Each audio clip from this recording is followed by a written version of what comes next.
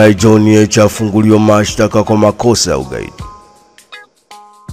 Chama kikuu cha upinzani nchini Tanzania Chadema kimesema makamu mwenyekiti wake John Heche amefunguliwa mashtaka kwa makosa ya ugaidi, ikiwa ni siku kadhaa baada ya ghasia za baada ya uchaguzi uliofanyika Oktoba 29 mwaka 2025.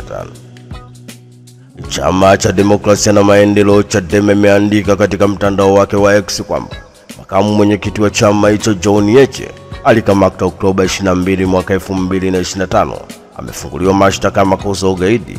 Chama hicho kimesema polisi ilimsafirisha Heche kutoka mji mkuu Dodoma hadi Kinondoni jijini Dar es Salaam alipofunguliwa mashtaka hayo. Kwa mujibu wa chama cha Demokrasia na Maendeleo Chadema, John Heche alikataa kuandika taarifa, lakini alisema ataelekeza haki yake hiyo wakati atapopelekwa kotini. Hadi sasa haijawa wazi ni lini hasa John Heche atakapofikishwa mahakamani. Hapo awali makundi ya kutetea haki za binadamu yalielekeza wasiwasi wao kwamba kuhusu kamata iliyokuwa ikifanyika dhidi ya upinzani kuelekea uchaguzi mkuu wa Oktoba 29, viongozi wa upinzani aidha walifungwa jela au kunyimwa nafasi ya kushiriki katika uchaguzi huo. Mwenyekiti wa chama cha Demokrasia na Maendeleo Chadema Tundu Antipas Lissu hadi leo anazuiliwa jela akikabiliwa na mashtaka ya uhaini ambayo adhabu yake ni kifungo cha maisha. Kulingana na tume huru ya uchaguzi Tanzania INEC, Rais wa Jamhuri ya Muungano wa Tanzania Daktari Samia Suluhu Hassan alishinda uchaguzi wa Oktoba 29 kwa asilimia 98 ya kura zilizopigwa, matokeo ambayo upinzani umeyapinga na kutaja uchaguzi huo kuwa ni mchezo wa kuigiza.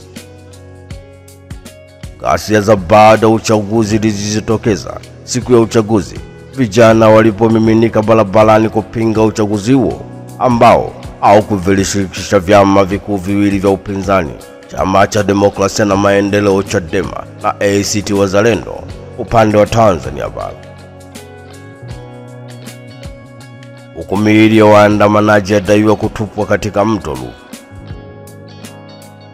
Kuchacha kwa maandamano hayo kulifanya serikali kufungia mitandao na kuweka amri ya kutotoka nje masaa ya jioni.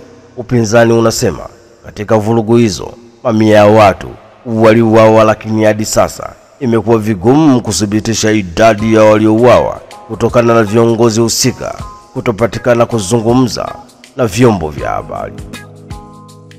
Chama cha Demokrasia na Maendeleo Chadema kupitia afisa wake anayeshughulikia masuala ya kigeni Deogratias Munishi imedai kuwa vikosi vya usalama vimekuwa vikitupa miili ya mamia ya maelfu waliouawa katika ghasia hizo, vinajaribu kuficha kiwango cha mauaji yaliyofanywa. Kwa siku kadhaa zilizopita tumesikia ripoti kwamba polisi wanakwenda katika hospitali mbalimbali wakikusanya miili ya wale waliouawa wakati wa maandamano, na tunasikia baadhi inazikwa katika makaburi ya pamoja. Haya ndiyo mambo tunataka mashirika ya kimataifa kama Umoja wa Mataifa kuja kujionea.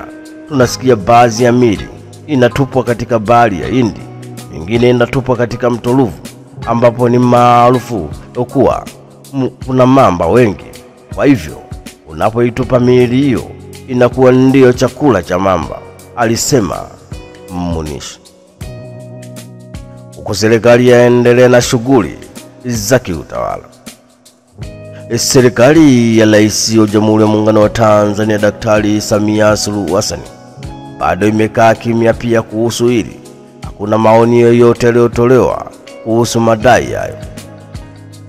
Haya yanajiri wakati kiongozi wa taifa hilo la Afrika Mashariki akiwaita wabunge wote wateule jijini Dodoma Novemba 8 kuanza shughuli za usajili wa taratibu nyingine za kiutawala zitakazoanza rasmi kuanzia siku ya Jumamosi hadi siku ya Jumatatu Novemba 10 mwaka 2025. Ni taarifa kutoka huko jijini Dar es Salaam. Hatimaye John Heche afunguliwa mashtaka kwa makosa ya ugaidi.